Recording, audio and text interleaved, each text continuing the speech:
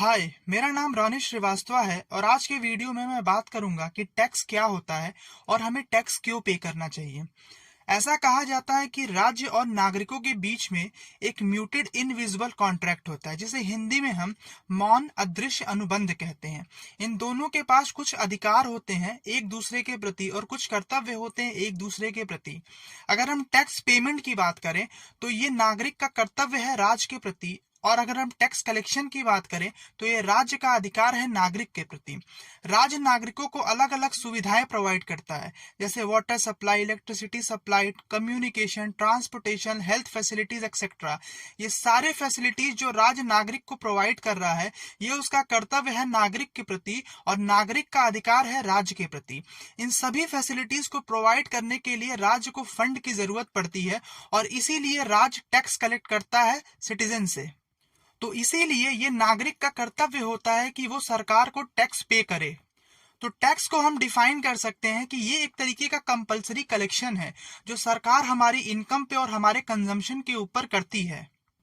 जब सरकार हमारी इनकम के ऊपर टैक्स कलेक्ट करती है तो उसके कुछ एग्जांपल्स हैं इनकम टैक्स, कॉर्पोरेट टैक्स। जब वो हमारे कंजम्पशन के ऊपर टैक्स कलेक्ट करती है तो उसके एग्जांपल हैं जीएसटी। टैक्स दो तरीके के होते हैं, एक डायरेक्ट टैक्स और दूसरा इनडायरेक्ट टैक्स।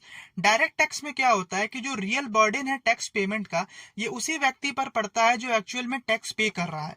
जैसे अगर मेरा एनुअल इनकम 1 लाख रुपए है और इसके ऊपर मैं 10% इनकम टैक्स देता हूं, तो एक्चुअल में मेरे पास 90,000 रुपए आएंगे और बाकी 10,000 रुपए इनकम टैक्स के रूप में सरकार के पास चले जाएंगे। तो रियल बर्डन यहाँ पर मेरे ही ऊपर पड़ रहा है और मैं ही अपना टैक्स पे कर रहा हूँ।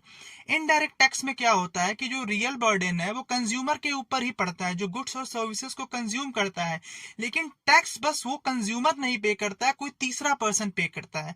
जैसे कि मैं अगर किसी कोचिंग इंस्टीट्यूट में एडमिशन लेने जाता हूं और उस कोचिंग इंस्टीट्यूट का फी है 1 लाख रुपए, तो मैं पूरा 1 लाख उस कोचिंग इंस्टीट्यूट को देकर आऊंगा।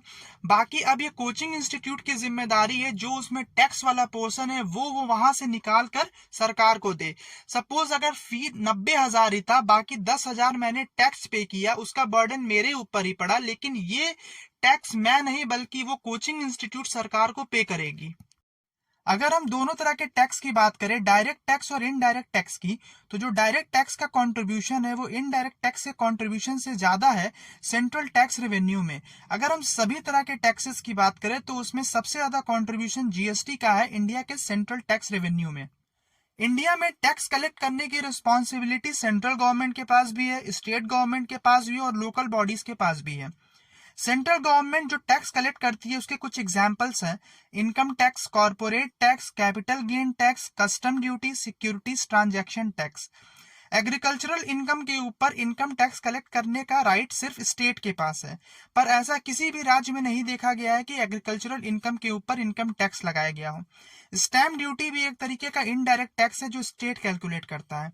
बाकी इस वीडियो में सिर्फ इतना ही, फिर मिलेंगे अगले वीडियो में। Thank you so much.